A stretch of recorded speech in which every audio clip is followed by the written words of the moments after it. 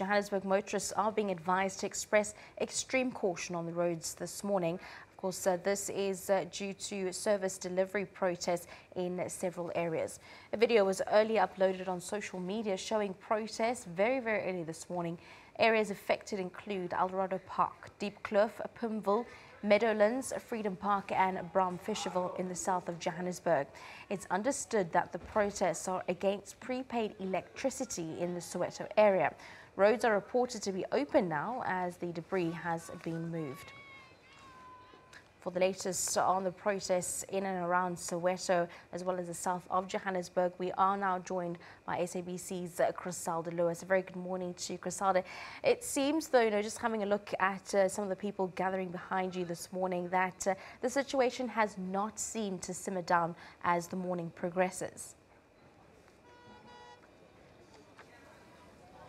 Well, Shante, a very good morning to you once again. Well, in comparison to the scenes that we saw this morning, the situation has somewhat simmered down in some of the affected areas. Remember, this had been a sporadic protest that had affected about 5 areas in the south of Johannesburg.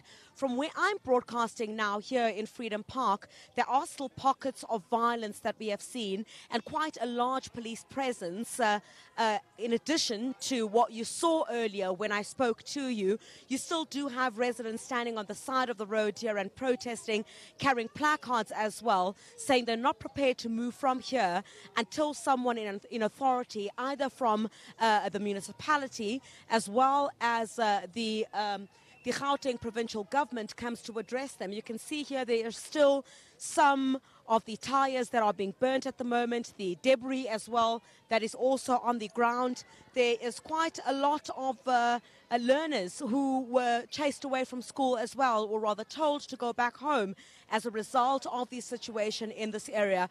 Many of them are also just standing on the sidelines here watching the elderly protest in this a service delivery protest. There's quite a number of things there, Shante, that these residents have brought to the fore, including the fact that they're unhappy about service delivery in this area, saying that the issue of electricity has been one of the sticking points here in Freedom Park, as well as the other areas that I have mentioned. So it's not just the issue of service delivery, it's housing, it's the issue of land, to such an extent that these residents are saying that they don't even want housing anymore. They claim that the houses that have been built over the past couple of years since the dawn of democracy, they claim that the standard of that housing has not been up to scratch. So what they say they want at the moment is they want land. They want land in these areas to be allocated to them so that they are able to build what they want to provide for their families.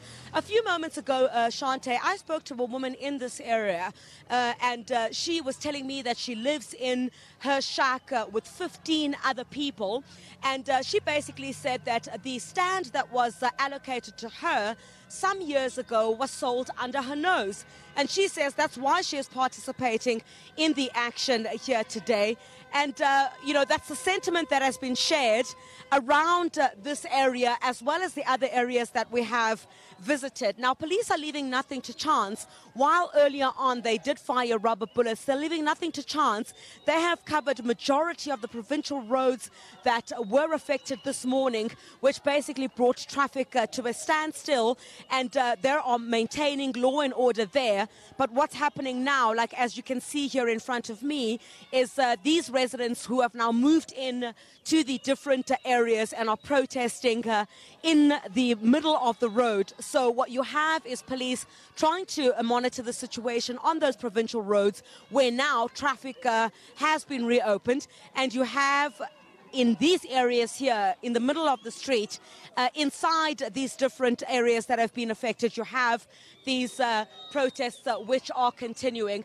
No stranger to these kinds of protests here in Freedom Park.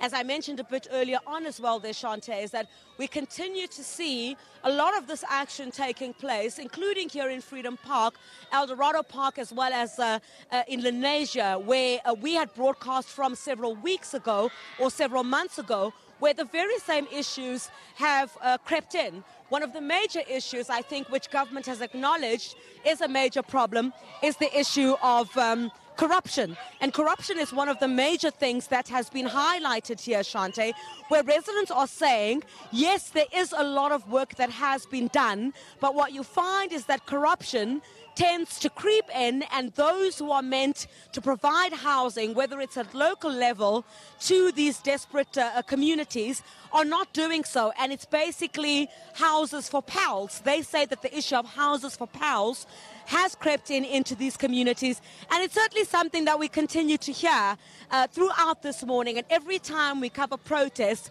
in these areas where it's not the first time that this has happened. So Shante, these residents quite adamant that they are not going to stop their action. We'll just move towards this direction here. Apologies, it may not be what we use, excuse me, this might not be a normal way that we broadcast, but as things unfold, you can see that they're now moving from one of the areas here, heading towards the main road, of which I think police will certainly try to ensure that they don't reach that far, because one of the roads where I'm close to is one of the main roads leading to Lenasia, as well as Eldorado Park and Freedom Park, where we are broadcasting from at this time. Definitely.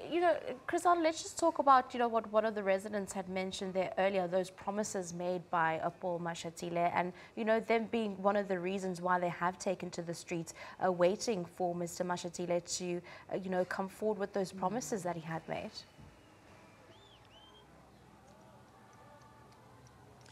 Look, that has been one of the issues of major concern, Shante, is that this is not the only area where promises were made. You must recall that sometime last year in Lenasia, where we also saw those violent protests this morning, in Lenasia, I was there at the time when the then MEC for Human Settlements, Paul Mashatile, had visited that area and made some promises there. And many of the residents feel that over the past couple of years, a lot of promises have been made, but those promises in terms of coming to fruition have been very scarce. That hasn't really happened.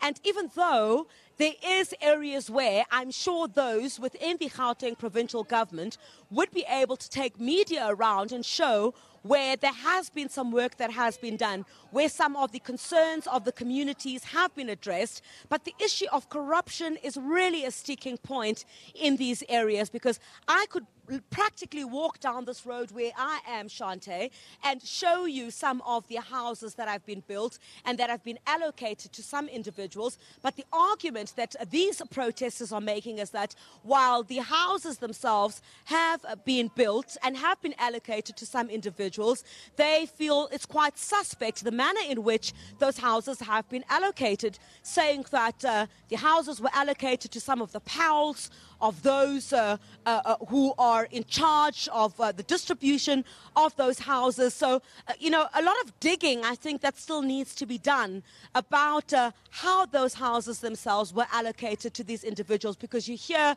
some really gory stories from some of these residents who talk about waiting on housing lists since 1996, and none of those have been delivered to date. So I think that's really the sticking point in many of these protests. If you look at the similarities of all of them, certainly none of them are isolated, because if you drive around in each of the places that have been affected, it's the very same sentiment that has been shared. So I think the Gauteng provincial government will have its hands full trying to ensure that there isn't a continued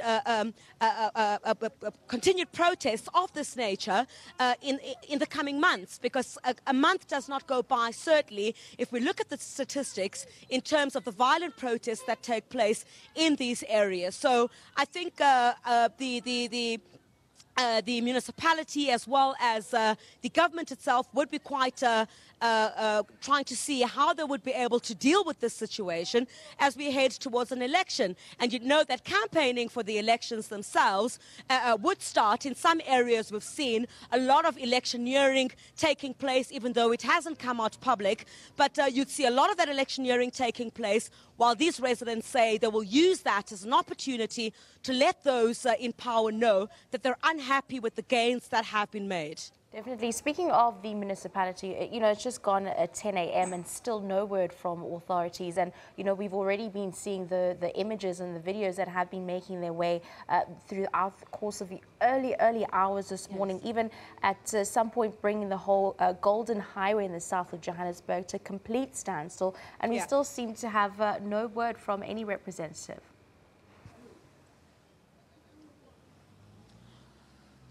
Well, not as yet, Shante. We're yet to hear from those in authority about whether they will even address the residents in these affected areas.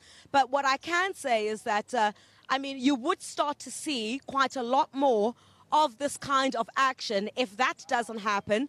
The protesters have moved now towards the main road here in Eldorado Park. Unfortunately, we would need to move from this area where we are. You really cannot see towards that direction there, where residents have now moved towards the main road, Shante. I'm afraid I would have to move to that area quite soon because police would want to ensure that they do not disrupt traffic there. That is the main road that leads into Eldorado Park, Freedom Park, as well as heading to Lenasia South as well. So I would need to move towards that area in the next few moments, and perhaps we'll see if there is anyone. We've not heard at this stage if anyone will come and address these concerned residents. But if that does happen, we'll certainly bring that to you live. We'll also try and give a call as well to the city of Johannesburg and perhaps find out if there are any plans at this stage to try and get someone in authority to address these concerned residents. But I'm afraid, Shante, as I mentioned, I'd need to move towards that direction right now where it seems residents are